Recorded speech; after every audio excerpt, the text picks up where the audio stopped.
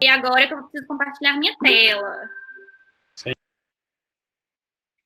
Gente, e aí, como vai? Fingi que eu não passei a vergonha de estar no link errado e vou continuar plena aqui.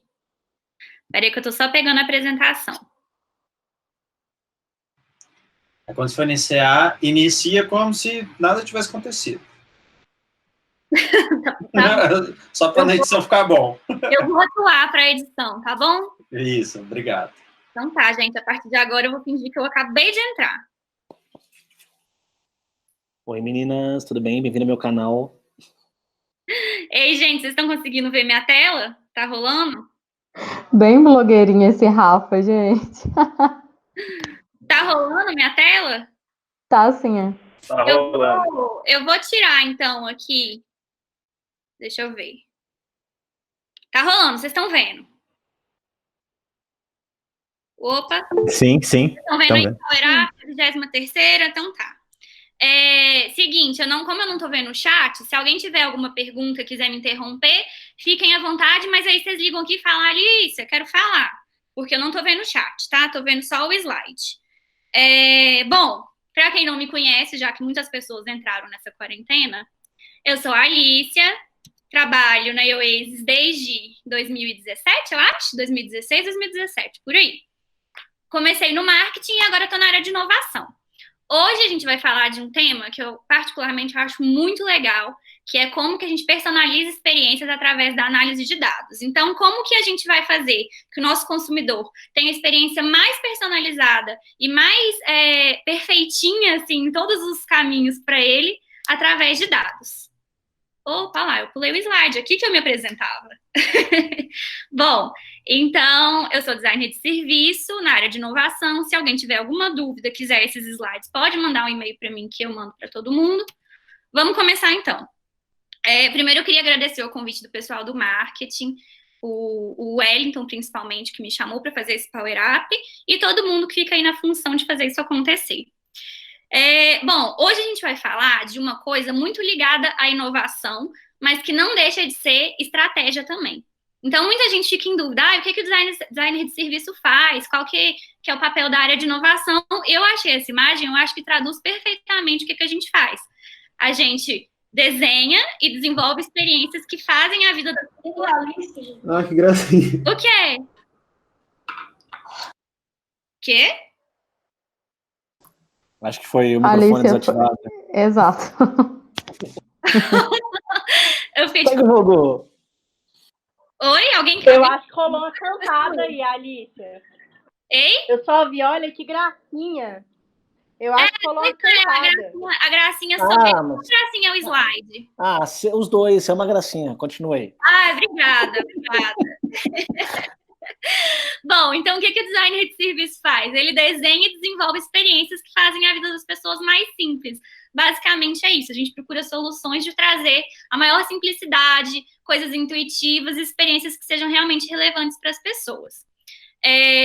Antes de falar isso, antes de passar para o nosso tema, queria falar sobre o time de inovação, que não sei se todos vocês sabem, mas somos um time 100% feminino, muito girl power nesse time, todas mulheres focadas em inovação de diversas áreas, mas que fazem esses projetos acontecerem das maneiras mais legais possíveis.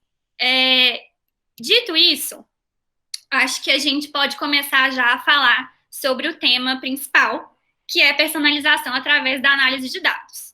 Eu peguei esse quote que eu acho ele muito relevante, que é: sem dados, você é apenas outra pessoa com opinião. E isso entra muito no que a Oasis faz. A gente não começa adivinhando as coisas, a gente não tenta adivinhar o que o consumidor faz ou o que ele pensa. A gente realmente faz pesquisa para entender não só a opinião, claro que a opinião é relevante, mas é uma opinião com bases sólidas. Então, para a gente ter o melhor trabalho possível, não adianta eu pensar sobre alguma coisa, eu realmente preciso comprovar se aquilo está certo. Então, é preciso encontrar alternativas de geração de ideias para inovação, sem que essas ideias sejam mirabolantes. Elas podem ser mirabolantes, mas elas têm que fazer sentido real para o consumidor. E aí, eu acho que é sempre legal a gente falar sobre técnicas e áreas diferentes que se complementam. Hoje eu trouxe três áreas, na verdade, que fazem sentido para a gente dentro da Oasis.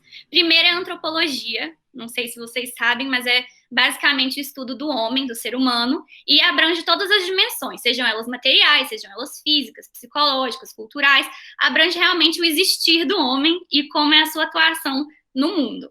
A comunicação, que todo mundo sabe que é um processo primário, a gente conversa, a gente se fala, a gente tem línguas e linguagens, e também um estudo social.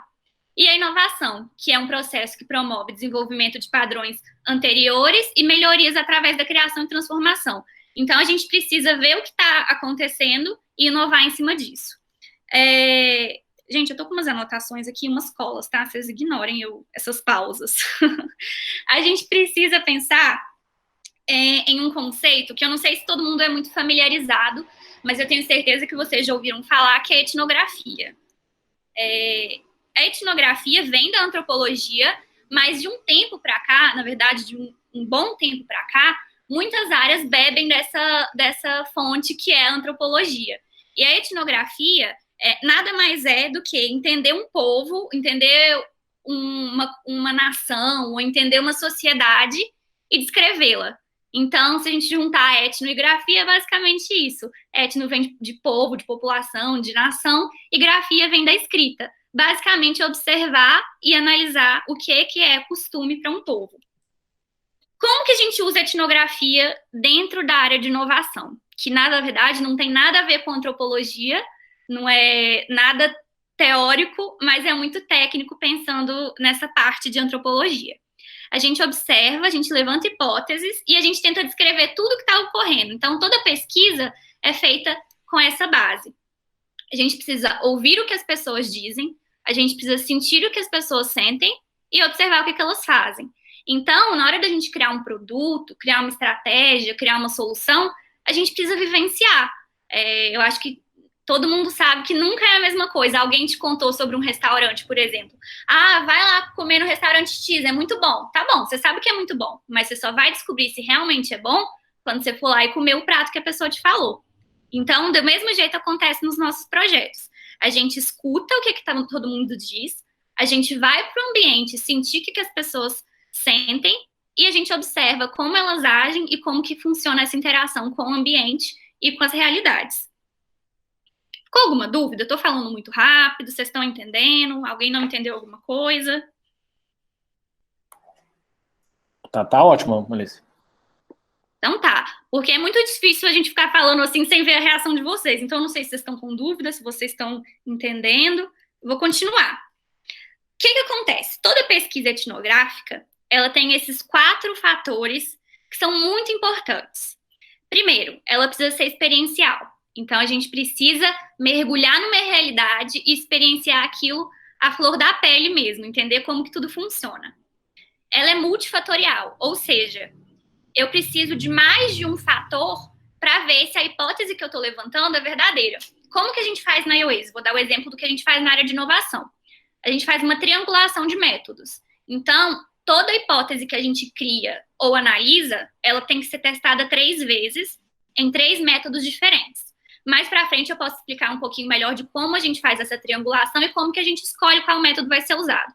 Mas para a gente ter certeza que está entregando o valor certo para o cliente, fazendo o que é certo para o projeto, a gente testa ela 3 vezes de formas diferentes em metodologias distintas. O que mais que uma pesquisa etnográfica precisa ser? Ela precisa ser descritiva. Ou seja, tudo que eu observar, tudo que eu sentir, tudo que eu ouvir, eu preciso escrever. E eu preciso deixar aquilo registrado. Eu preciso dar rastreabilidade para todos os dados que eu gerar. Eu preciso saber de onde veio, quem falou, como falou, de que forma falou, onde falou, com quem falou, ou então onde viu, o que sentiu, tudo. E outra, ela precisa ser isenta. Então, isso é a parte mais difícil, eu acho que para mim, eu posso falar por mim, eu acho a parte de ser isenta a mais difícil, porque a gente já vem com pré-julgamento de qualquer situação. Então eu penso assim, eu acho que essa comida é ruim, eu acho que essa música é ruim, ou então, eu amo isso aqui. Isso é muito difícil quando a gente está pesquisando, porque a gente precisa manter a isenção de qualquer juízo de valor. Então eu preciso ir com a cabeça aberta para mergulhar no que realmente as pessoas estão sentindo ali. Então eu não vou achando que é ruim, eu não vou achando que é bom, eu só vou. E isso é uma coisa muito legal, mas ao mesmo tempo muito difícil de ser colocada em prática. Alicia, Oi. eu queria perguntar uma coisa. Sou eu, Rafaela. Oi. Você? Tô reconhecendo a voz? Sou eu. É porque eu sei que isso realmente é muito difícil, assim, ser isento nas coisas, nas coisas que você tá fazendo e tal. Só que, assim, às vezes eu penso também que até a pesquisa que a gente faz tem um pouco do nosso juízo, porque as perguntas que a gente escolhe fazer já direcionam a pesquisa para um lado, assim. E aí eu queria saber como que vocês lidam com isso, assim, de fazer essas pesquisas sem que nelas mesmas já tenham um pouco de opinião, sabe? Sim, olha, eu confesso que é muito difícil, mas a gente sempre faz um trabalho em grupo, sabe? Então, por exemplo, um roteiro de pesquisa, quando a gente vai elaborar ele nunca vai passar só por mim. Eu nunca vou ser a única pessoa a mexer nele. Lá na Oasis, por exemplo, na nossa área, eu escrevo um roteiro, eu mando para Dandara, que manda para Carol, que manda para não sei quem, e aí não sei quem dá opinião, e a gente testa, e a gente pode fazer entrevista teste, e aí, o que é mais difícil, na minha opinião? Na hora que você tá entrevistando a pessoa, é muito difícil você não fazer caras e bocas, sabe? Então, tipo, às vezes a pessoa falou alguma coisa que você não gostou. E aí você precisa ter autocontrole. É basicamente um trabalho de terapia. A gente brinca que a gente é meio psicóloga das pessoas que a gente entrevista. Então, eu não posso esboçar nenhuma reação triste, feliz, rir, achar nada engraçado demais. Eu não posso meio que me emocionar com o que a pessoa tá fazendo, porque eu preciso ser isenta e eu preciso que ela seja mais sincera comigo. Então, ali é a hora que você vai abandonar todos os seus padrões éticos e morais. Então, políticos, principalmente. Às vezes você vai falar sobre política, você não pode dar sua opinião. Como pesquisador, você está ali para ouvir. O trabalho do antropólogo é realmente vivenciar para entender o que as outras pessoas pensam. Você abandona a sua personalidade ali, sabe, Rafa?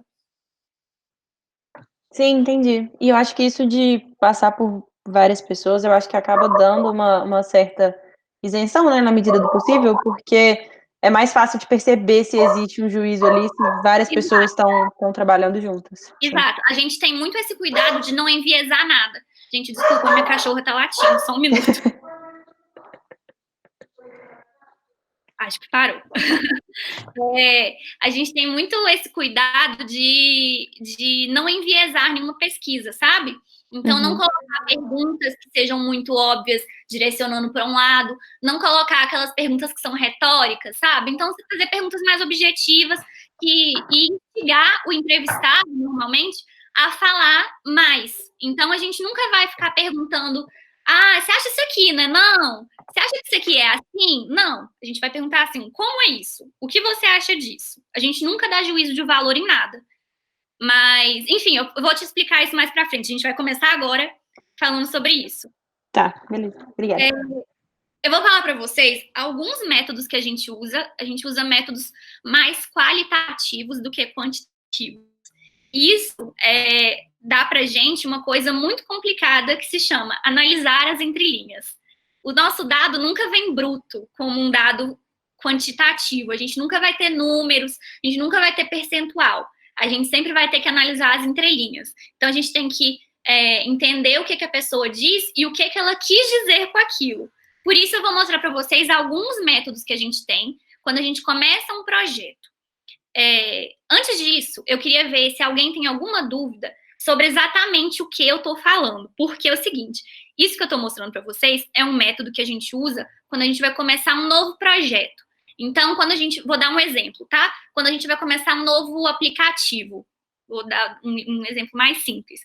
A gente, antes de começar um aplicativo, a gente precisa entender quem é o usuário, onde que ele vai usar, qual que vai ser o meio que ele vai usar.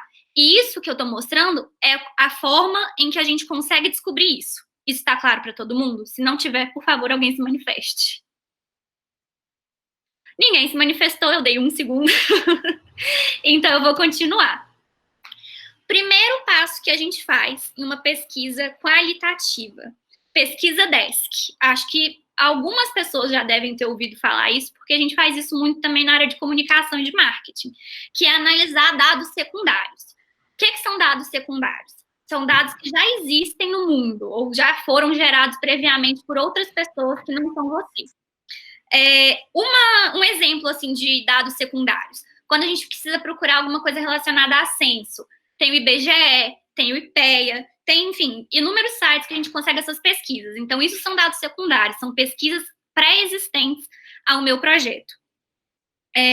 Outro exemplo de pesquisa desk que a gente faz é benchmarking. Eu acho que esse é mais familiarizado para todo mundo. Benchmarking nada mais é do que procurar referências, né? Então, se eu quero um aplicativo relacionado ao delivery de comida, eu vou procurar quais já existem. Então, eu vou lá no iFood, eu vou me inspirar, vou ver como é que é o fluxo, vou ver como é que é o layout. Eu quero alguma coisa relacionada a transporte. Qual que vai ser o benchmarking que eu vou fazer disso? Eu vou no Uber, eu vou no Cabify e vou procurar o que eles já fazem, para eu conseguir ver o que já existe no mercado, para eu ver quais são as possíveis dores dos meus usuários e ver onde que eu posso inovar. Afinal, a inovação é a melhoria de métodos anteriores. Então, eu vou ver o que já existe para aí sim conseguir chegar em algum lugar que seja realmente relevante para o meu usuário. E outro método que a gente usa é um que chama netnografia, que o conceito é basicamente o mesmo da etnografia, só que online. Nesse momento, o pesquisador meio que se camufla ali no meio das coisas existentes na internet. Então, por exemplo, eu preciso saber sobre adoção de animais. Eu preciso saber como é que funciona esse mercado. Um lugar que eu sei é grupo de Facebook. Tem o grupo de Facebook ali sobre adoção de animais. O que o pesquisador faz? Ele entra nesse grupo e começa a se relacionar ali. Começa a perguntar, começa a conversar com um, conversar com o outro, começa a procurar fórum de debate para ver como que as pessoas se comportam nesse meio. Então, basicamente, são essas formas de entrar na internet e dar uma sondada, eu diria. Outro método que a gente usa é a observação. Observação, todo mundo sabe o que é, só que no nosso conceito, ela é um pouquinho mais técnica. Normalmente, a gente faz um roteiro do que é observar. Então, por exemplo, eu quero saber o que as pessoas na Savassi, em Belo Horizonte, fazem. Então, eu vou criar um roteirinho. Quero saber qual roupa as pessoas usam, quero saber qual bebida elas bebem, qual o tom da conversa, qual música tá tocando, a rua tá suja, a rua tá limpa, como que é? E aí a gente vai a campo. Isso se chama observação direta, quando a gente vai a campo e apenas observa. E aí eu sento, por exemplo, eu sento num cantinho com o meu formulário e fico preenchendo. Tô vendo que faz isso, faz aquilo, faz isso tal. Outro tipo de observação que a gente faz, bem parecida com essa, e essa já exige um pouco mais de cara de pau, vamos dizer assim, é a observação participante, que é o momento em que a gente vai interagir com essas pessoas na vida real. Então, ao invés de eu ir para a Savassi com o meu bloquinho de notas e sentar e observar, eu vou para a Savassi agir como consumidora. Então, eu vou ver o que as pessoas estão vestindo. Eu vou me vestir igual e vou para lá. O que as pessoas estão bebendo? Eu vou pedir a mesma bebida, vou pedir a mesma comida, vou conversar com as pessoas, vou escutar a música, vou conversar com o garçom, vou conversar com quem está passando. Essa parte é bem legal, assim, mas exige muita cara de pau. Acho que vocês já devem ter ouvido vários casos nossos que a gente sempre conta de coisas mico que a gente passa, coisas absurdas que acontecem, mas é muito importante para a gente entender. Afinal, a gente só vai realmente entender o que está acontecendo quando a gente vai vivenciar. Outro tipo de metodologia que a gente usa é a metodologia de entrevista, que aí é o que a Rafa perguntou. Como que a gente faz para ser isento, para não ser isento? Como é que a gente faz para conversar com as pessoas? Previamente selecionadas ou não, isso depende do que o projeto demanda, a gente tem 3 tipos de entrevistas. Como os nomes já dizem, acho que vocês já podem imaginar o que significa. Estruturadas, semi-estruturadas e não estruturadas. As estruturadas são aquelas que, por exemplo, um questionário que eu soltei na internet, e aí eu preciso que as pessoas respondam coisas muito específicas, eu não vou ter diálogo com elas. Eu vou só perguntar, você gosta mais de Coca-Cola ou de Pepsi? Só tem 2 respostas, pronto. Isso é muito estruturado. A semi-estruturada é o que a gente mais faz, que a gente chama de entrevista em profundidade, que é o quê? Um roteiro que a gente usa como se fosse um escopo mesmo do que a gente vai lidar, e aí a gente pergunta para as pessoas algumas coisas que a gente já mapeou, e dependendo da conversa que a gente tem, a gente pode tirar outras dúvidas. Às vezes a pessoa levou a entrevista para um lado, às vezes ela conduziu para outro, então a gente meio que se adapta para entender o que mais que a gente pode descobrir daquela pessoa. E tem as entrevistas não estruturadas, e essas são aquelas mais espontâneas. Ah, eu tô passando na rua, eu vi que essa pessoa ali pode ser interessante para eu conversar. Então eu vou lá vou bater um papo com ela, vou perguntar sobre o que ela acha de determinado assunto, vai ser uma coisa mais informal, certo? E aí, o que acontece? O que a gente faz com isso tudo? Vocês devem estar pensando assim, tá bom, mas aí já pegou... Perdão. Já pegou entrevista, já observou, já procurou coisa na internet. O que vocês fazem com isso? Basicamente, a gente triangulou todos esses métodos, então a gente usa isso tudo junto. A entrevista, junto com a observação, junto com a internet, junto com outros milhares de métodos que a gente tem. E a gente começa a analisar os dados. Quando a gente analisa os dados, a gente consegue traçar algumas coisas, e essas coisas eu coloquei aqui para vocês.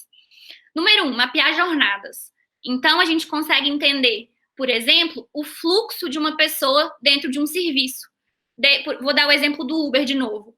A jornada do Uber, do ponto de vista do usuário, é abrir o celular, colocar o endereço, esperar o motorista descer de casa, entrar no carro, falar bom dia, sair do carro, avaliar o motorista. Isso é uma jornada. Então, a gente consegue mapear ela através dessas vivências que a gente fez. Solucionar dores. Às vezes, a gente tem um problema com um restaurante. Um cliente, por exemplo, tem alergia a tal coisa que tem no cardápio. Como que a gente pode melhorar essa dor para ele? Como que a gente pode adaptar meios de fazer com que ele se sinta mais incluído nessa jornada? Criar estratégias, e aí depende das infinitas possibilidades que a gente tem. Estratégia de marketing, estratégia de implantação, estratégia de desenvolvimento, estratégia de... Enfim, de uma infinidade de coisas. Prever tendências. Se a gente está imerso no cotidiano de alguém, a gente consegue ver o que de comportamento essas pessoas têm. Então, a gente consegue pensar em possíveis dores, possíveis necessidades, e aí entra principalmente a área de inovação. Em que a gente pode inovar no futuro que vai solucionar os problemas dessa pessoa na atualidade. E, por último, que é o nosso tema de hoje, personalizar experiências, que eu acho que é a coisa mais legal. Acho que todo mundo gosta quando você usa um produto, um aplicativo, e você vê que aquilo foi pensado para você. Falei demais, né? Enfim, o que eu vou mostrar para vocês hoje? Vou mostrar 3 cases que a gente tem internos da Oasis e contar para vocês um pouquinho do que aconteceu em cada um. Nisso, eu queria depois que a gente abrisse para conversar e que vocês me contassem um pouquinho de que vocês acham de cada experiência que vocês já tiveram personalizadas, e assim a gente consegue entender um pouquinho melhor sobre a opinião de cada um. Primeiro case que eu vou colocar foi o último que a gente trabalhou do Burger King. Acho que vocês já ouviram falar, mas não sei se todo mundo sabe como foi feito. Nós fomos convidados a repensar o modelo das lojas do Burger King. Então, para entender assim, o que a gente podia fazer para o usuário, o que a gente podia potencializar, o que a gente podia fazer para aumentar vendas e depois o ticket médio, como que a gente ia aumentar a frequência de visitas nas lojas do BK e como que a gente ia melhorar o índice de satisfação dos clientes. Para isso, para todo esse estudo acontecer, a gente usa aqueles métodos que eu falei para vocês. Eu não vou entrar em detalhes aqui sobre produto final nem nada, mas para vocês entenderem a importância de uma pesquisa durante esse processo. Como que eu vou entender qual a necessidade de um cliente dentro de uma loja do BK sem viver a experiência de cliente da loja do BK? Então, a gente precisa ir lá, a gente precisa observar o que as pessoas fazem, a gente precisa fazer os pedidos do BK, a gente precisa entrevistar quem está lá, entrevistar quem faz o serviço, para aí assim a gente conseguir criar uma forma mais personalizada de entregar todos esses serviços. O que a gente entregou para eles com toda essa pesquisa? A gente entregou um mapa de necessidades do cliente. Então, a gente falou para eles: olha, o cliente do BK precisa melhorar nisso, precisa receber isso aqui, ele está carente disso aqui, isso aqui é a dor principal dele. A gente entregou atributos de qualidade para geração de valor. Então, a gente falou: olha, se vocês fizerem isso aqui para o cliente de vocês, eles vão ficar muito felizes, isso entrega muito valor para eles. E a gente elaborou personas, jornadas e experiências, que é basicamente o que eu expliquei anteriormente. O que a gente utilizou de método? Entrevista em profundidade, que é aquela que eu falei para vocês, semi-estruturada, que a gente conversa com ele, dependendo do que o cliente fala, do que o entrevistado fala, a gente guia a entrevista para o lado que ele conduziu. Observação participante, que é aquela que a gente não só observa, como participa do contexto. Etnografia, que é a busca de dados secundários na internet. Benchmarking, que é a busca por inspirações. Outro case que a gente fez, esse foi o primeiro projeto da área de inovação na iOASE, gente. Aconteceu em 2017, se eu não me engano. A gente queria compreender um pouquinho como que era a dinâmica de vida dos brasileiros que moram fora do Brasil. Então, eles queriam algumas hipóteses para serem testadas e, assim, a gente definiu um projeto para eles de internacionalização. O que a gente usou nesse projeto? Entrevista em profundidade, observação participante, etnografia e o bench. Isso ocorreu, se eu não me engano, em 6 países simultaneamente. Então, além da triangulação de todos os dados, a gente fez simultaneamente em vários lugares, para a gente conseguir comprovar todos os métodos. O resultado disso foi um dossiê completo. Então, a gente deu um livro para eles com tudo que a gente tinha descoberto, insight, jornada, persona, tudo isso, e através de uma pesquisa. Esse foi um projeto puramente de pesquisa, a gente não fez desenvolvimento dele. Outro projeto que a gente fez, que acho que esse foi de 2018, foi o do Sebrae. Esse foi muito legal, porque aqui a gente conseguiu usar aquilo que eu falei para vocês de prever tendência. O Sebrae chamou a gente para pensar como seria o Sebrae de 2038. Ou seja, como que a gente vai prever o que o Sebrae vai precisar fazer para chegar em 2038 e tá bem tá bem ranqueado, tá digital, tá, enfim, funcionando perfeitamente até esse ano. O que a gente usou de método? Na etnografia, que é a análise de dados secundários na internet. O bench, que é a inspiração. E aí o resultado disso foi um workshop que a gente fez mostrando para eles o que seria legal de tendência. Eles colocaram a mão na massa numa sessão de cocriação. Foram mais de 300 pessoas, não, 200 pessoas. Foram 200 pessoas trabalhando simultaneamente em cima da pesquisa que a gente produziu para gerar novas ideias e conseguir prever as tendências. O resultado disso foi o workshop mesmo, a gente mostrou tudo para todo mundo, todos eles criaram, e depois a gente fez um relatório mostrando todas as ideias. Bom, isso tudo eu trouxe para a gente falar que não tem como a gente prever o futuro de forma alguma, só pensando, a gente não tem bola de cristal, a gente não tem nada disso. Então, como que a gente faz? A gente pesquisa, a gente tenta emergir ao máximo na realidade dos nossos consumidores, para aí sim a gente testar as possibilidades que a gente tem. Bom, aqui agora a área do Merchan, @marketing, lembrei de vocês. Essas são as empresas que a gente já fez, usou essas metodologias. E obrigada! Agora eu queria abrir para debate, para a gente ouvir sobre experiências personalizadas que vocês já tiveram, coisas que vocês gostaram e como que isso afetou todo mundo. Que tal? O que vocês acham? Alicia, Lucas aqui, joia. Lucas gosta. Queria tirar uma dúvida com você, que é o seguinte, achei super legal a ideia dos métodos aí, como utilizar.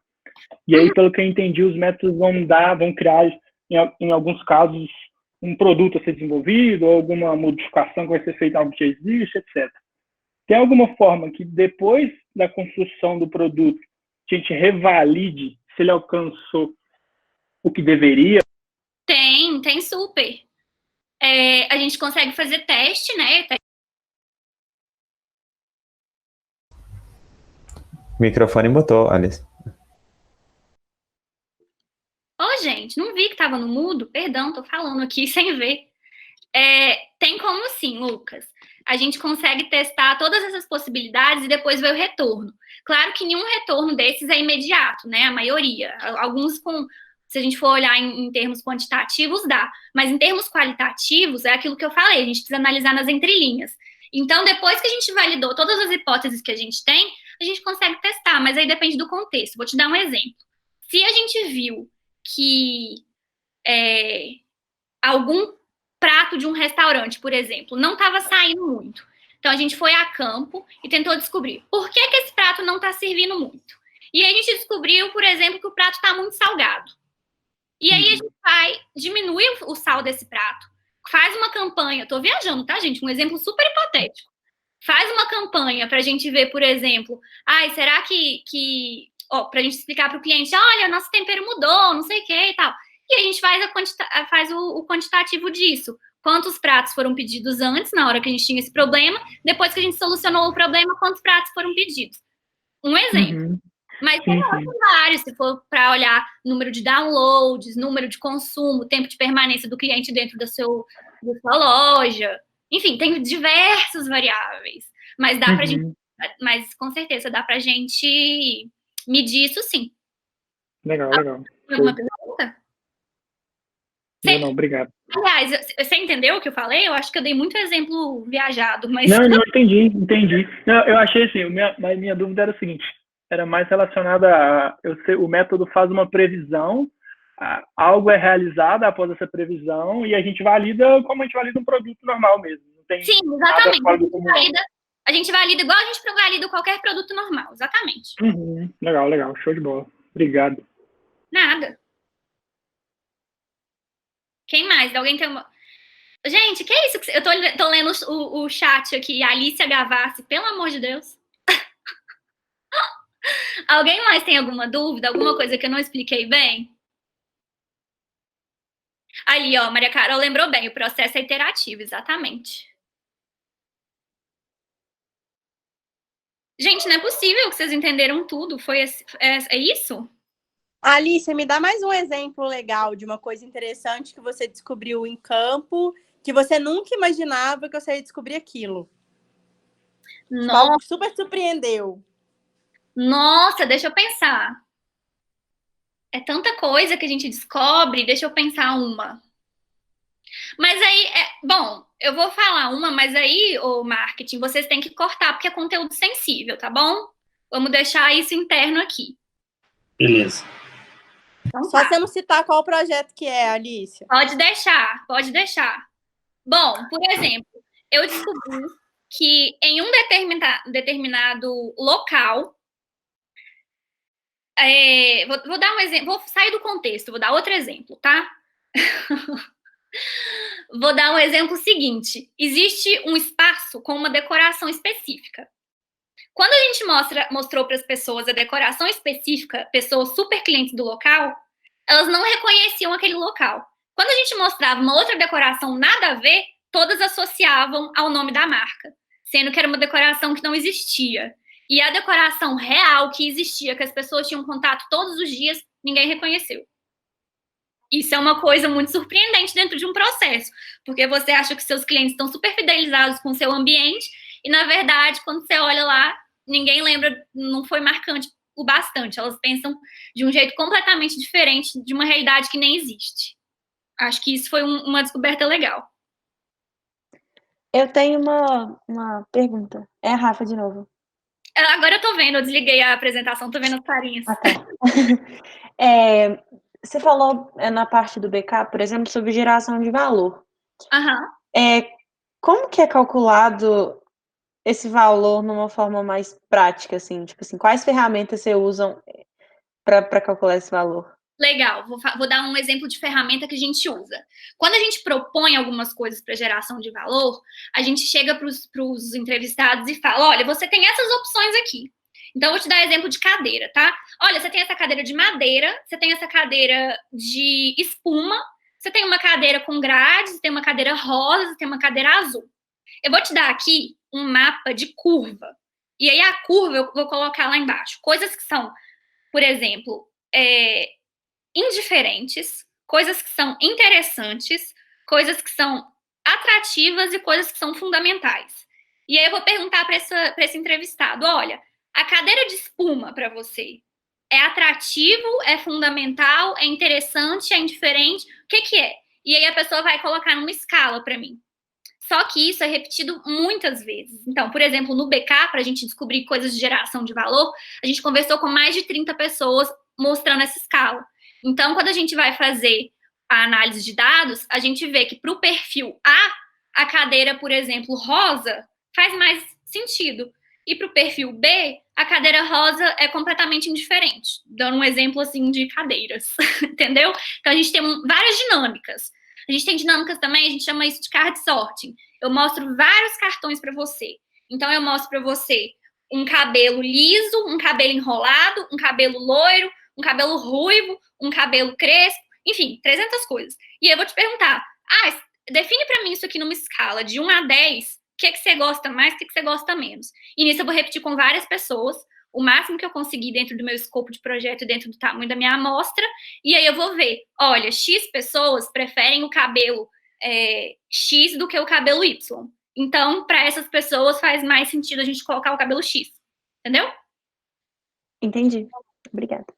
São muitas ferramentas que a gente usa dentro dessas entrevistas. Normalmente, a maioria das entrevistas que a gente tem são compostas por dinâmicas. Então, a gente usa essas dinâmicas. Olha, você prefere isso ou isso? Isso ou aquilo? Põe na curva para mim. Isso é mais atrativo ou isso é mais indiferente?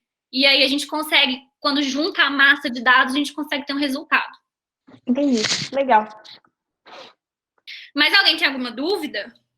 O povo da Alicia está muito calado. Ei, amigo. Eu tenho uma dúvida. Diga. Quando você estava falando aí, né, de ter dados para criar dentro desse processo de inovação, eu fiquei pensando muito na indústria de entretenimento, né? Porque, de certa forma, também essa questão dos algoritmos, né, acaba gerando muito dado para seu catálogo na Netflix, as propagandas que aparecem no seu Instagram. E aí eu queria te perguntar como que você vê, né, essa inserção da tecnologia nesse processo de coleta de dados, pensando que existem dados, assim, explícitos, que você vai diretamente aos dados, e dados sutis, né, que ficam aí nas entrelinhas do consumo. Pois é. Bom, é o que eu falei, né? A nossa pesquisa, o que a gente faz dentro dessas pesquisas etnográficas, são muito qualitativas. Então, a gente pega dados que são são menos óbvios, sabe? A gente não vai saber coisas muito específicas de número e tal. O que você disse, por exemplo, Netflix, serviço de streaming no geral, né? Vamos pensar assim, Spotify. A gente já viu que no final do ano o Spotify vai lá e lança para você tudo que você ouviu, quantas horas de música você consumiu, quantos segundos de podcast você ouviu, e a gente pega aquilo como um presente pra gente, né? Vamos pensar assim, nossa, que legal, olha o que o Spotify fez para mim. Só que, na verdade, isso é uma máscara que o Spotify usa para pegar todos os seus dados e conseguir fazer um conteúdo mais personalizado para você, que logo vai gerar uma receita muito maior, um ticket médio maior, uma frequência maior de alguém usando a plataforma.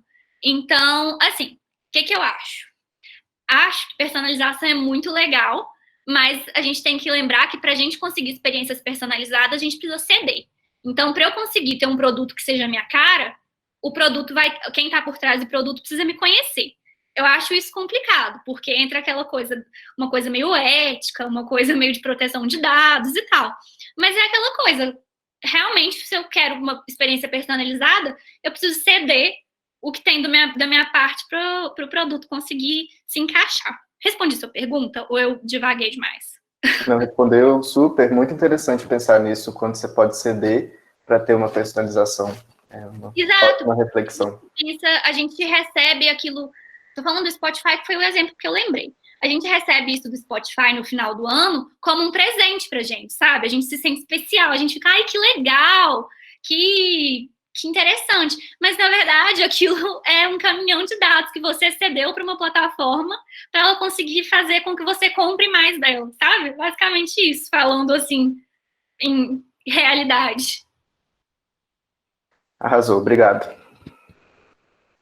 O povo do desenvolvimento está muito quieto, vocês entenderam tudo? Sou só eu que não entendo o que vocês falam? Vocês entendem o que eu falo? Perfeito. Alice, arrasou. Pô, vou perguntar mais então, Alice, vamos lá.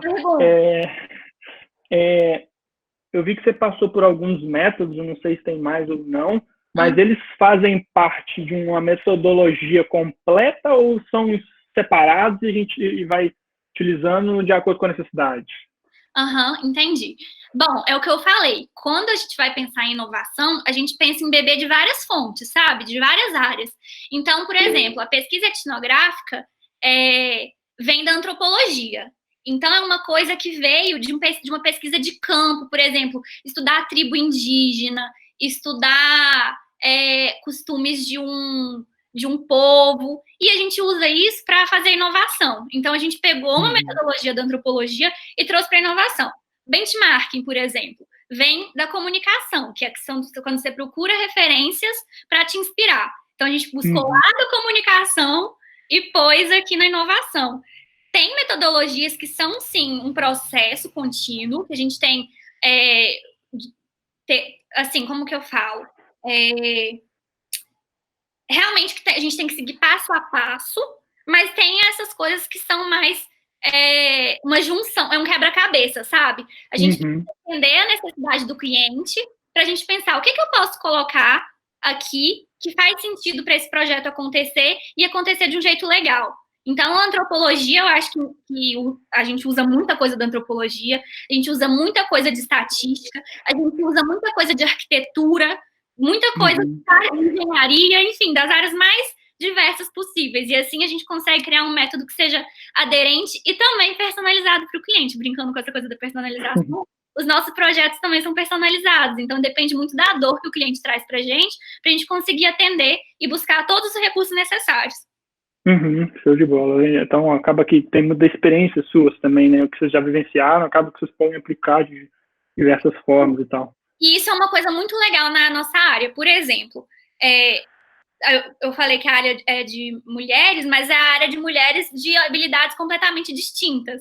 Então, a gente tem a Carol, que vem de administração, a Carolzinha, que vem de arquitetura, a Dandara, que vem de design gráfico, a Camis, que vem de design de produto, as meninas de São Paulo, que vem de design gráfico e design de produto, eu que venho de publicidade. Então, a gente junta todas as habilidades ali, faz um bololô de habilidades e vê quem consegue ajudar em quem projeto. E dependendo, como vocês já devem ter visto, várias vezes a gente vai na área de alguém e busca alguém, tipo, vem cá me ajudar nisso aqui, o que você acha disso aqui? Eu posso usar algum método que você conhece?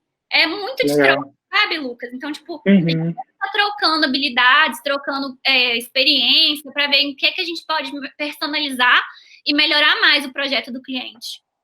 Show, legal. Raja, obrigada.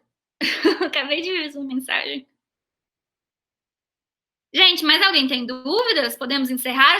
Eu queria que vocês me contassem, tipo assim, experiências personalizadas que vocês tiveram e que foram muito legais.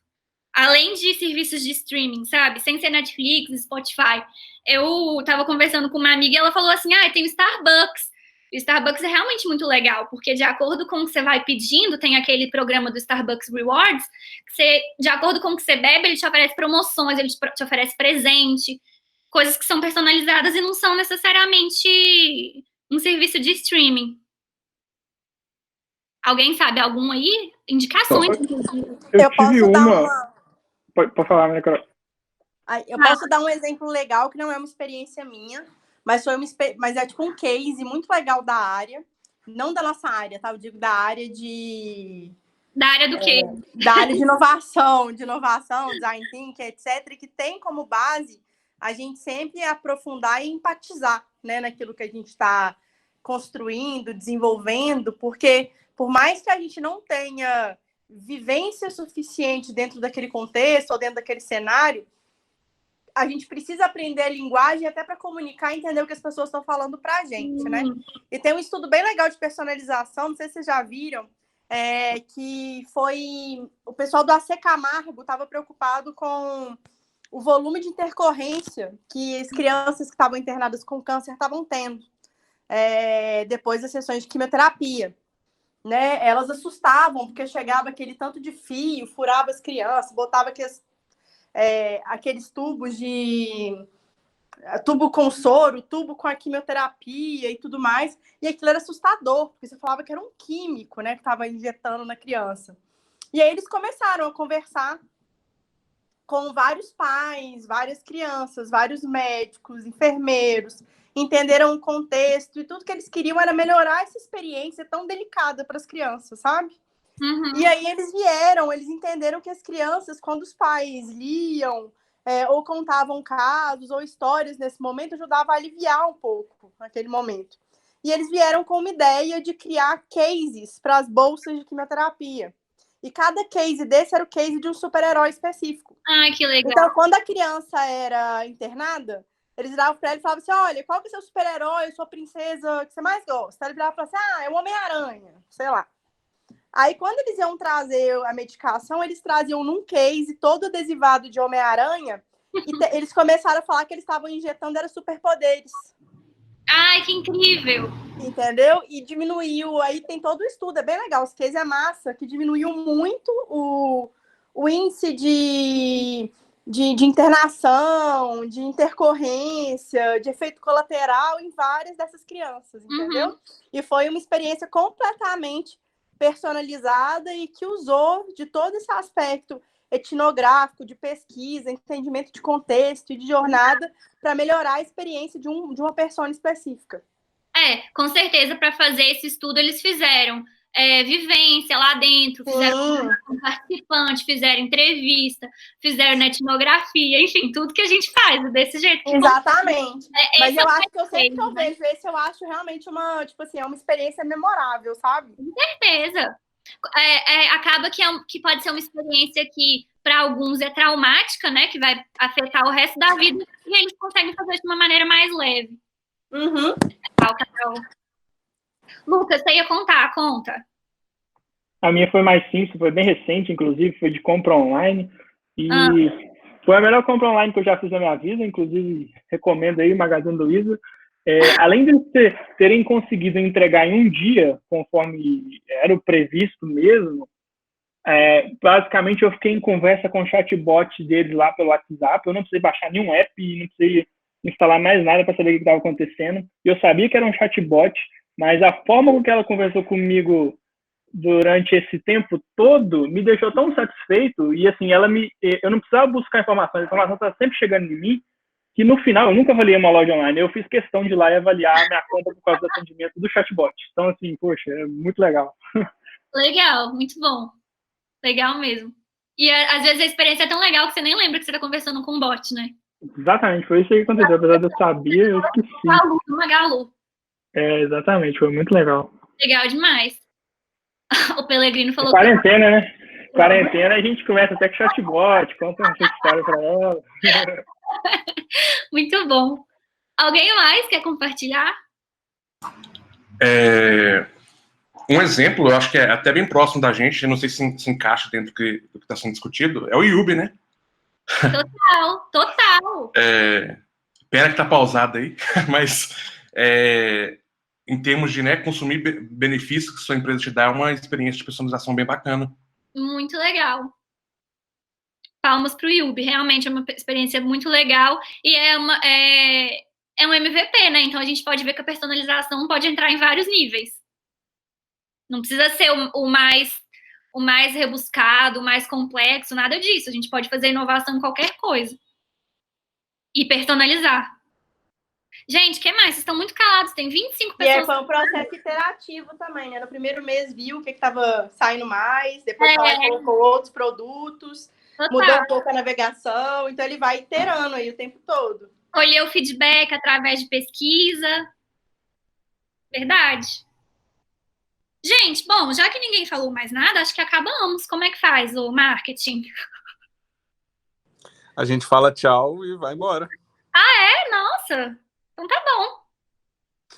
Mas parabéns, viu, Alice? Muito bom conteúdo e informações diferentes, provavelmente para muita gente que nunca acompanhou de perto. Aí. Eu queria ouvir dessas pessoas, sabe? O que vocês acharam? Vocês imaginaram que era assim que a gente trabalhava na área de inovação? Ou para vocês era completamente diferente?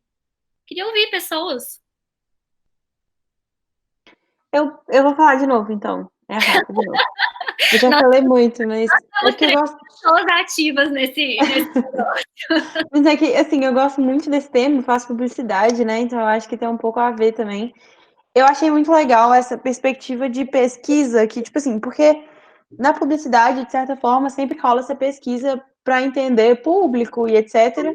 Mas eu acho que é, tipo assim, é um outro nível de pesquisa para entender. Opinião, né? Em publicidade, a gente faz muita pesquisa de opinião e não pesquisas Sim. antropológicas. Sim, sim. E eu acho muito incrível quando junta antropologia com pesquisa de opinião, porque faz muito sentido você ver esse tipo de coisa. E eu acho que é um caminho que a publicidade está começando a percorrer, sabe? De entender que você precisa saber, tipo assim, a história das pessoas que vão naquele espaço e por que a história delas faz elas gostarem mais de vermelho, por exemplo. Sim, total. E assim, eu acho que isso envolve também, tipo assim, realmente, como você falou, envolve decoração de espaço, envolve o jeito que você vai, tipo assim, falar com seus clientes, sabe? O discurso que você vai ter com eles. Eu fiquei pensando, tipo, pode falar. Tô falando. Não, pode continuar. Não, é porque eu ia falar que nessa experiência de personalização, não foi diretamente comigo, mas eu acompanho muitas lojas online que, tipo assim, nessa quarentena, para se fazer mais presentes, elas usam muito da personalização. E aí tem todo esse movimento de influencers também escrevendo que tipo assim, lojas que estão mandando presentes para influencers, por exemplo, e aí elas escrevem recadinhos à mão, beijos fulano, tipo assim, teve uma vez que uma loja me respondeu, eu acho, ela me respondeu de um jeito tão fofo, tão carinhoso, tão assim, que é isso, eu acho que eu nem comprei na loja, mas ela ficou no meu coração, sabe? Eu acho que é um jeito também de, tipo assim, como as coisas estão sendo muito digitais, a personalização é uma coisa de se fazer mais próximo, já que, tipo assim, não tem mais o cara a cara e tal. Quer ver coisas muito básicas que geram uma sensação de pertencimento, uma sensação de aproximação muito, assim, muito fácil, muito rápida. Quando você entra num aplicativo e você coloca lá, qual é o seu nome? Aí eu coloco o meu nome. E aí depois eles te perguntam, como você quer ser chamado? Sim. E se você tiver um apelido, aquele aplicativo, aquele bot começa a te chamar desse apelido. Isso gera uma humanização muito facinha de fazer, sabe? Uma coisa muito simples de fazer e que gera um valor muito grande para o cliente. Isso que você tinha falado da pesquisa de opinião é realmente isso. A pesquisa de opinião é muito assim. Você gosta de que cor? Vermelho, ponto. Unindo isso à antropologia, a gente descobre não só que a pessoa gosta de vermelho, mas por que ela gosta de vermelho, o que ou ela gostar de vermelho, o que ela lembra quando ela pensa em vermelho, por que ela compraria mais coisas vermelhas, enfim, é uma infinidade de respostas que a gente consegue ter unindo os dois métodos, sabe? Eu acho que fica muito rico. Eu lembrei aqui agora sobre isso por que a pessoa gosta de tal coisa. Tem um hotel que eu fui uma vez, que assim, as coisas não eram exatamente personalizadas, porque eram para todas as pessoas que iam lá, mas assim que você chegava, uma pessoa ia conversar com você, pegava suas malas, te oferecia um drink, te oferecia, tipo assim, você se sentia um rei, assim, uma rainha, né? E aí, uma coisa que me gravou muito na memória foi o cheiro do hotel. Até hoje, quando eu sinto o cheiro de alguma coisa que parece o hotel, eu lembro dele. E aí eu fico pensando o estudo que teve por trás disso, porque é uma rede de hotéis muito grande, assim. O estudo que teve por trás disso para que eles chegassem em um cheiro que fosse mais agradáveis para os clientes específicos daquele hotel. Tipo assim, acho muito interessante esse tipo de coisa. A gente sempre tenta também abordar a sinestesia, sabe? Tipo, a junção de sentidos para uma coisa. Então, a gente sempre explora os 5 sentidos, pergunta cheiro, pergunta gosto, pergunta tato, tudo isso, porque eu acho que faz parte da experiência, né? Ah lá, cheiro de hotel é o melhor, no Mercado Central vende. Como assim? Você pede cheiro de hotel, Wellington? Tem uma loja lá no segundo pavimento que vende essência e tem essência de cheiro de hotel. Fica a dica aí, Rafa. Sim, achei incrível, vou lá procurar depois. Mas tem coisas que marcam a gente mesmo. Lá, Brand Sense, exatamente. Brand Sense, gente, Brand Sense não sei se é isso que você tá falando, Fabrício, mas tem um livro chamado Brand Sense que é perfeito. É dele que você tá falando? Ou não? Ou acho que sim, não necessariamente o livro, mas tem até uma pós, velho. Tava rolando uma pós na PUC até de Brain Sense, que é isso, né? As marcas que usam dos sentidos para causar essa memória mais afetiva com o produto, ou despertar alguma vontade para aquele produto. Sim. Acho bem massa esse estudo. Então, já que você tocou nisso, eu vou dar a indicação de um livro que chama exatamente Brain Sense. É uma pesquisa, aí, para nós que estamos no universo da pesquisa aqui hoje, é uma pesquisa que fala exatamente isso, como que os 5 sentidos fazem parte do nosso cotidiano e como que a gente se lembra deles. Vou dar alguns exemplos que eu consigo lembrar de cabeça. O barulho do motor da Harley, todo mundo conhece o barulho, né, Pelegrino? Tá aí ainda? Opa, sim, tá ali. O barulho da Harley, aquele toquinho de telefone da Nokia, lembra? Todo mundo lembra que é da Nokia. O cheiro da Melissa, que é aquele cheiro de chiclete. Cheiro de produto Apple. Cheiro de produto Apple, cheiro de carro novo. Vocês sabiam que cheiro de carro novo é uma essência, né? Vocês sabiam disso, que é espirrado lá. Infelizmente sabíamos. Eu sabia. Pois é, aquilo não é um cheiro real, é uma essência, cheiro de carro novo. O que significa que se você comprar um carro usado com cheiro de carro novo, você vai não é porque ele foi muito bem conservado, é porque alguém botou lá. Exatamente, total. Inclusive, tá uma dica aí, ó. Como é o som do celular? Gente, eu não vou repetir. Por favor. Não vou. Deixa eu pensar. Vocês conseguem lembrar mais algum produto assim? Tô tentando lembrar. Tem várias lojas que tem, né? Tem umas paradas, tem empresas que fazem só sound design, né? Aquelas fotos que faziam só sons, assim, que são de algum produto ou de alguma propaganda. Enfim, que se associa pra vida inteira, né? Sim, a gente meio que faz pro resto da vida, realmente. Bom, gente, é isso que eu tinha para contribuir com vocês.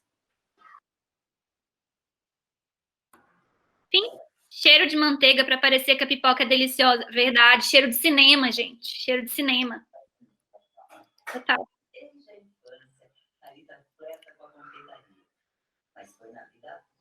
Então é isso, gente. Acabei. Vocês querem conversar mais alguma coisa ou não? Valeu.